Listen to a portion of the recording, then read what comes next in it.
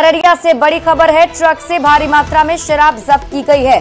5,660 litre विदेशी शराब जब्त की गई। 1.5 करोड़ रुपए इसकी कीमत बताई जा रही है। ऑक्सीजन प्लांट की आड़ में शराब की तस्करी की जा रही थी।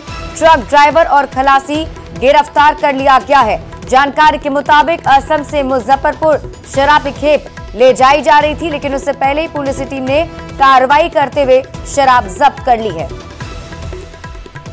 ट्रक को रोका गया, उसकी तलाशी ली गई और उसमें से 5,660 लीटर शराब को बरामद किया गया।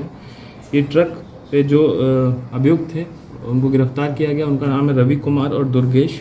ये दोनों मुरादाबाद उत्तर प्रदेश के रहने वाले हैं। नालंदा में रहुई थाना क्षेत्र थानाध्यक्ष पर गोलीबारी के मामले में पुलिस ने आरोपियों को गिरफ्तार कर लिया है। विक्षिप्त युवक बलबीर साव और उसके पिता पर थानाध्यक्ष कुणाल सिंह पर गोलीबारी करने का आरोप है। दोनों आरोपी मानसिक रूप से बीमार हैं। पुलिस ने 4 घंटे की मशक्कत के बाद आरोपियों को गिरफ्तार किया है। पुलिस ने घेराबंदी कर पिता और बेटे को दबोच लिया है। बताया जा रहा है कि 2 गोतिया के बीच हुए मारपीट में एक व्यक्ति घायल हो गया था, जिसके बाद दोनों प्रतिशोध में आकर हत्या करने के लिए देसी कट्टा लहराने लगे। जिसकी सूचना मिलते ही थानाध्यक्ष मौके पर पहुंचे तो उन पर भी गोलीबारी कर दी गई। इस गोलीकांड में थानाध्यक्ष बाल बच गए हैं।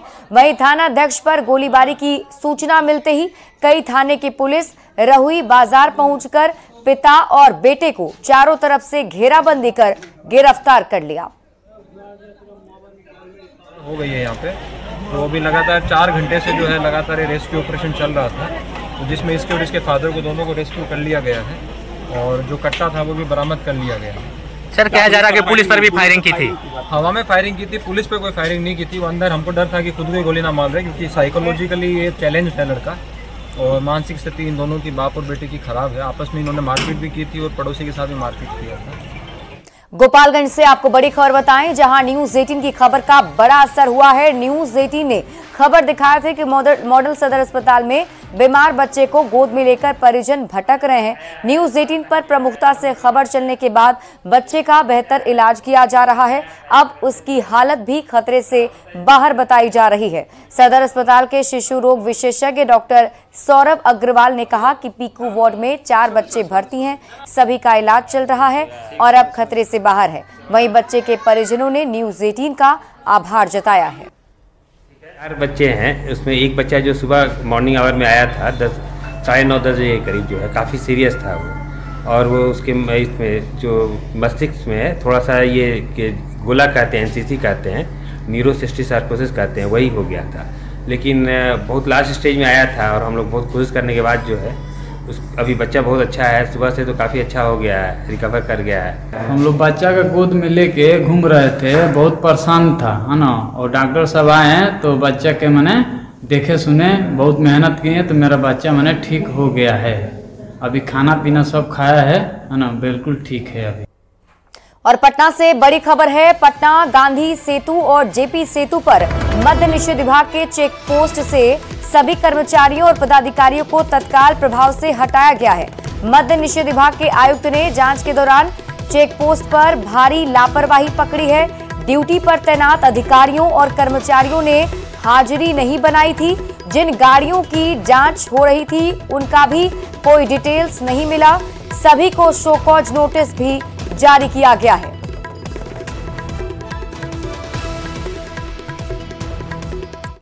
गया से बड़ी खबर है, जहां हथियार तस्कर सत्येंद्र चौधरी गिरफ्तार कर लिया गया। नक्सलियों को हथियार सप्लाई करने का आरोप सत्येंद्र चौधरी पर था। 2 देसी कट्टा और एक कार्बाइन भी मौके से बरामद किया गया है। गया पुलिस और एसटीएफ ने संयुक्त कार्रवाई की है। वजीरगंज थाना इलाके से सत्येंद्र चौधरी की गिरफ्तारी की गई।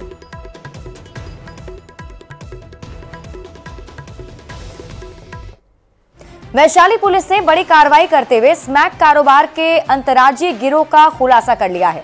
पुलिस ने स्मैक की बड़ी खेप और 13 लाख रुपए बरामद किए हैं। पुलिस ने बिद्दुपुर थाना क्षेत्र के दाऊद नगर गांव में छापेमारी कर 5 लोग को गिरफ्तार किया, जिनके पास से लगभग 1 किलो स्मैक, 5 मोबाइल के साथ ही 13 लाख रुपए भी बरामद किए गए।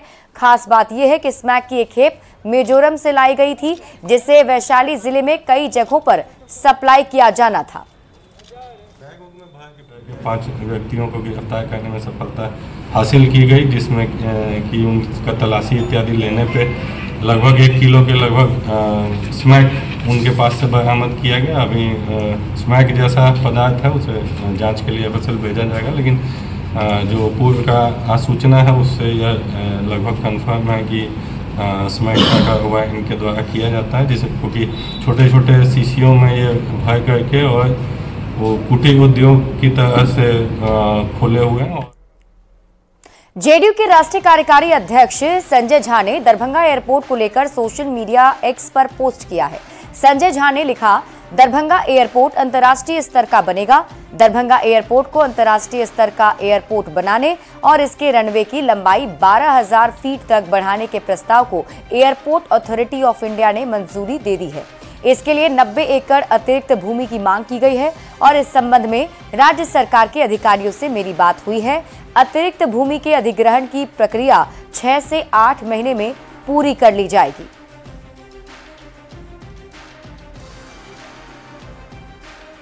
किशनगंज से कांग्रेस सांसद जावेद आजाद ने गिरिराज सिंह और जितन राम मांझी पर हमला बोला है। जावेद आजाद ने हिंदू स्वाभिमान यात्रा पर हमला बोलते हुए कहा कि अगर कांग्रेस की सरकार होती तो ऐसे लोगों को जेल भेज देते।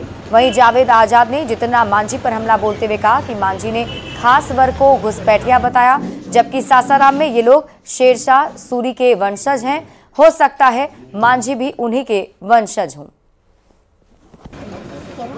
अगर हमारी सरकार होती तो ये लोग अभी जेल में होते। इन लोग की जगह जेल में है। ये जो कर रहे हैं इस पे कई तरह के कानूनी कार्रवाई होनी चाहिए, लेकिन क्या करें, सीएम छिप का मोह इतना नीतीश जी को हो गया है कि वो सही कार्रवाई करने से डरते हैं अपनी कुर्सी बचाने के लिए। एक और मंत्री हैं जो माननीय मुख्यमंत्री थे हमारे बिहार के, उन्होंने किसी एक वर्ग को कहा कि भाई ये तो बांग्लादेशी है, घुसपैठी है। आप जानते हैं ये लोग कौन लोग हैं? ये लोग शेरशाह सूरी के वंशज है। शेरशाह सूरी का कैपिटल कहाँ था? बिहार में था, सासाराम में था। और ये जो भूतपूर्व मंत्री जो बोल रहे हैं, मुख्यमंत्री जो आज मंत्री है कि ये लोग बांग्लादेशी है, घुसपैठिया है, उनके गांव से, उनके कॉन्स्टिट्यूएंसी से सासाराम की दूरी 10 कोस भी नहीं है। हो सकता है वो भी उसी वंशज के होंगे। पटना के डीएम डॉक्टर चंद्रशेखर सिंह पटाखों की बिक्री बैन होने का दावा कर रहे हैं और अधिकारियों को खुद सुप्रीम कोर्ट के निर्देश का पालन करने की हिदायत दे रहे हैं। लेकिन पहले आप डीएम की ये बाइट सुनिए और फिर क्या हकीकत है आपको अगली खबर के जरिए बताएंगे। दीपावली को लेकर के जो ग्रीन ट्रिब्यूनल है माननीय सर्वोच्च न्यायालय का, उसका निर्देश है कि जहां जिस शहरों की हवा की गुणवत्ता जो है खराब या उससे बदतर है, तो वहां पर पटाखों पर रोक रहेगी पूरी तरह से, उनकी बिक्री पर, उनके उपयोग पर। तो हम लोगों ने, हमारे यहाँ पटना जिला उसमें शामिल है, तो उस पर हम लोगों ने रोक लगाया है और सभी अनुमंडल पदाधिकारी, अनुमंडल पुलिस पदाधिकारी, सभी थाना प्रभारी को निर्देशित किया है कि पटाखों की बिक्री पर रोक लगाएंगे, उसके उपयोग पर भी रोक लगाएंगे। देखिए, दिवाली के दौरान बिहार में पटाखे की बिक्री पर पर्यावरण विभाग की तरफ से रोक लगा दी गई, लेकिन हकीकत इससे बिल्कुल अलग है। पटना में खुलेआम पटाखे की बिक्री हो रही है और साथ ही लोगों को 50% छूट के साथ पटाखे बेचे जा रहे हैं। जायजा लिया है न्यूज 18 संवाददाता अमित कुमार ने। दीपावली में प्रदूषण विभाग ने जो है पटाखों के बिक्री पर रोक लगा रखी है और खुद पटना जिलाधिकारी ने यह दावा किया है कि पटाखे के बैन जो है वो पटना समेत पूरे बिहार में कायम है। और यहाँ दिखाना चाहेंगे, पटना का न्यू मार्केट है और यहाँ पे देख सकते हैं कि खुलेआम जो है धड़ल्ले से पटाखे से बिक नहीं रहे, बल्कि ये भी दावा किया जा रहा है कि होलसेलर रेट में पटाखे जो है वो कस्टमर्स को मुहैया कराए जा रहे हैं। और ये पूरी तस्वीर जो है वो न्यू मार्केट की है और न्यू मार्केट यानी कि कोतवाली थाना क्षेत्र में ये आता है। और यहाँ पे देख सकते हैं कि कह सकते हैं कि जो दावे हैं वो पटाखे जो है वो धड़ल्ले से यहाँ पे बिक्री हो रहे हैं। दुकानें जो है वो सजी हुई है। दीपावली में जो लोग हैं वो पटाखे लेने आ रहे हैं और चूंकि बच्चे जो हैं वो पटाखे छोड़ना चाहते हैं, तो जाहिर सी बात है कि पेरेंट्स जो है वो रंग बिरंगे पटाखे लेने आए हैं। भैया पटाखे लेने आए हैं? बिल्कुल सर, हर तरह के पटाखे मिल रहे हैं यहाँ पे? हाँ, ऑलमोस्ट सब मिल ही रहे हैं। डिस्काउंट आप लोग ले रहे हैं? बोल तो रहे हैं 50%, बट क्या है अब तो, अब लेने के बाद पता चलेगा। देख के तो आए हैं कि 50% डिस्काउंट मिल रहा है। बिल्कुल डिस्काउंट दे रहे हैं आप लोग? हाँ, हम लोग हर साल देते हैं। कितना देते हैं डिस्काउंट? 50% मुर्गा पर समय में हर साल देते हैं। माल देते हैं एकदम ताजा, एकदम कि कोई शिकायत नहीं है। हम लोग का दुकान बहुत पुराना ना है, इसलिए हम लोग होलसेल भी करते हैं और रिटेल भी बेचते हैं। भले ही जो प्रशासन है वो दावा कर रहा है कि पटाखों पर बैन है, लेकिन जो दुकानदार है वो खुलेआम कर रहे हैं कि यहाँ पे वो बेच रहे हैं और जो होलसेलर रेट है उसमें पटाखा मुहैया कराया जा रहा है। बरसों पुराना ये दुकान है, ये भी दावा कर रहे हैं कि इनके पास लाइसेंस भी है। तो जाहिर सी बात है, ऐसे सवाल ये उठता है कि जब प्रशासन ने बैन कर रखा है तो फिर पटाखे का लाइसेंस कैसे नहीं मिला और कैसे ये धड़ल्ले से बेच रहे हैं। कैमरा सोच के साथ अमित कुमार, न्यूज़ 18 पटना। मुजफ्फरपुर के बिशनपुर बघनगरी पंचायत में महिलाएं आत्मनिर्भर बनकर सभी के लिए मिसाल कायम कर रही हैं। ठोस और तरल अपशिष्ट प्रबंधन में काम कर रही 100 महिलाएं गाय के गोबर से दिए तैयार करती हैं। माइक्रो फाइनेंस योजना से महिलाओं को रोजगार के लिए राशि भी दी जाती है। महिलाओं के बने हुए दिए की रामनगरी अयोध्या में खास डिमांड की गई। इस दियों की रामनगरी के साथ दूसरे राज्यों में भी काफी डिमांड है। जिले एनजीओ के जरिए इस दूसरे राज्यों के लिए मार्केट में भेजा जाएगा। दीपावली को लेकर तैयारी जोर शोर से चल रही है। दीपावली में मिट्टी के दिए के बाद अब गाय के गोबर से बने दियों की भी काफी डिमांड है। मुजफ्फरपुर के बिशनपुर बघनगरी में है और यहाँ से पिछले साल से ही अयोध्या में यहाँ से गाय के गोबर से बने दिए भेजे जाते हैं और उसको लेकर महिलाएं कई दिनों से लगी हुई हैं। जो गाय के गोबर से दिए हैं वह बनाए जा रहे हैं, सांचे में ढाले जा रहे हैं और उसके बाद जो बनकर तैयार हो गए हैं उन्हें पैकिंग किया जा रहा है।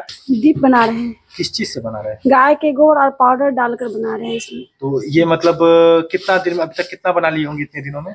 ये तो डेली बाय डेली अपना जो होता है रोज बना रही हैं आप लोग। कितनी महिलाएं लगी हुई हैं इसमें? अभी तो 100 महिलाएं हैं इसमें कर रहे हैं। इस काम को कर रही हैं। हाँ, 100 महिलाएं कर रहे हैं आप लोग। दीप पैक कर रहे हैं। दीप पैक कर रहे हैं। कहाँ भेजने की तैयारी है? अयोध्या की तैयारी। अयोध्या की तैयारी है। और भी कहीं से डिमांड हो रहा है क्या? जी, आया हुआ है। बाकी जगह से डिमांड है? बाकी जगहों से आया हुआ। मैंने दीपावली में अब ये दिए भी काफी डिमांड में है। कितनी महिलाएं आप लोग लगी हुई हैं? 100 महिला लगे हैं। क्या लगता है महिलाओं को अब लाभ हो रहा है इससे? जी, हो रहा है। अच्छी आर्थिक स्थिति भी सुधर रही है। पिछले साल से हम लोग शुरू किए थे तो पिछले साल तो डिमांड कम था, लेकिन अब की बार डिमांड ज्यादा है। डिमांड भी इस बार? हाँ, अब की बार डिमांड ज्यादा है। अयोध्या में भी आपने भेजा था पिछली बार भी अयोध्या गया था और अब की बार भी अयोध्या भेजने की तैयारी चल रही है। अब भी हम लोग 10,000 दीपक। दीपावली को लेकर गाय के गोबर से दीप बना रहे हैं जिसकी डिमांड जो है पूरे मार्केट में है। खासकर यहाँ से अयोध्या के लिए भी दिए जो है वह 10,000 दिए जो है वह भेजे जाएंगे। मुजफ्फरपुर से न्यूज़ 18 के लिए प्रियांक सौरभ। सीनियर आईएएस अधिकारी डॉक्टर एन विजयालक्ष्मी के अधिकारी वाले अंदाज से तो हर कोई वाकिफ होंगे, लेकिन ये एक मंझे हुए कलाकार भी हैं, ये भी जान लीजिए। पटना के भारतीय नृत्य कला मंदिर में सांस्कृतिक संध्या का आयोजन किया गया, जिसमें पशु एवं मत्स्य विभाग की प्रधान सचिव एन विजयालक्ष्मी ने भरतनाट्यम नृत्य पर मनमोहक प्रस्तुति देकर दर्शकों का मन मोह लिया। स्टेज पर इनके अनूठे अंदाज और नृत्य की पेशकश देखकर आम से लेकर खास तक ने जमकर तालियां बजाई। डॉक्टर एन विजयालक्ष्मी से बात की है न्यूज़ 18 संवाददाता रजनीश कुमार ने। पटना के भारतीय नृत्य कला मंदिर में सांस्कृतिक संध्या का आयोजन किया गया है, जिसमें वरिष्ठ आईएएस अधिकारी और पशु एवं मत्स्य विभाग की प्रधान सचिव एन विजयालक्ष्मी ने भरतनाट्यम की प्रस्तुति दी है। हमारे साथ खुद हैं अभी एन विजयालक्ष्मी। क्या लग रहा है ये छुपी हुई प्रतिभा जो है आपकी, ये आज सबों ने देखा है, ये कैसे समय निकालती हैं? समय निकालना बहुत कठिन होता है, फिर भी जहाँ पे विल पावर है, जहाँ पे इच्छा है, वहाँ पे थोड़ा सा समय निकल ही जाता है। तो शनिवार रविवार को कभी थोड़ा सा समय निकाल पाती हूँ। वैसे भी बहुत दिनों से मैं प्रैक्टिस भी नहीं कर पा रही हूँ, तो आज लगा कि बिल्कुल करना चाहिए, नहीं तो फिर वो छूट जाएगा। इसीलिए आज संकल्प हुआ कि आज एक प्रोग्राम करते हैं। बिल्कुल। नृत्य के प्रति जो आपका लगाव रहा है, क्या बचपन से रहा है या फिर? बचपन से मुझे बहुत ज़्यादा पैशन था भारतीय शास्त्रीय नृत्य के प्रति, स्पेशली भरतनाट्यम के प्रति। तो बचपन से मैं अपने इमेजिनेशन में, अपने सपनों में भरतनाट्यम करते हुए अपने आप को पाती थी, और वो पैशन के वजह से ही आज मैं यहाँ पे थोड़ा बहुत समय निकाल कर प्रैक्टिस करके कर पा रही हूँ। क्या चाहते हैं कभी भविष्य में संस्कृति मंत्रालय अगर मिले आपको, उसमें अगर प्रधान सचिव या अपर मुख्य सचिव के पद पर आपको मौका मिले तो और बेहतर करने का आपको मौका मिल सकता है। बिल्कुल, मैं तो कोई भी विभाग मुझे दे, मैं तो अच्छा ही करने की कोशिश करती हूँ जी। और संस्कृति से लगाव तो मुझे हमेशा ही रहा है, शुरू से रहा है। बहुमुखी प्रतिभा की आप धनी हैं, क्या अभी छठ का बिहार में महोत्सव है, कैसा लगता है? खासकर छठ, जब बिहार में छठ गीत जब सुनाई देने लगते हैं तो कैसी अनुभूति होती है? मैं खुद छठ करती हूँ और करीब 10 साल से मैं छठ कर रही हूँ। तो लगातार छठ करते आ रहे हैं जी। तो छठ में तो 4 दिनों का अनुष्ठान आप करती हैं? बिल्कुल बिल्कुल करते हैं और 72 आवर्स का पूरा फास्टिंग भी करते हैं। तैयारी में लग गई है? बिल्कुल। एक तरफ आप देख रहे होंगे कि अधिकारी के पद पर बखूबी ये अपना कर्तव्य निभा रही हैं, दूसरी तरफ आज भरतनाट्यम की प्रस्तुति में इन्होंने दर्शकों का मन मोह लिया है और आगे भी जब भी मौका मिलेगा, जब भी इन्हें वक्त मिलेगा, ये कार्यक्रम में भाग लेकर दर्शकों के दिलों पर राज करती रहेंगी। कैमरामैन दीपक के साथ रजनीश कुमार, न्यूज़ 18 पटना। और यहाँ रुक एक छोटे से ब्रेक के लिए, जल्द लौटते हैं वापस।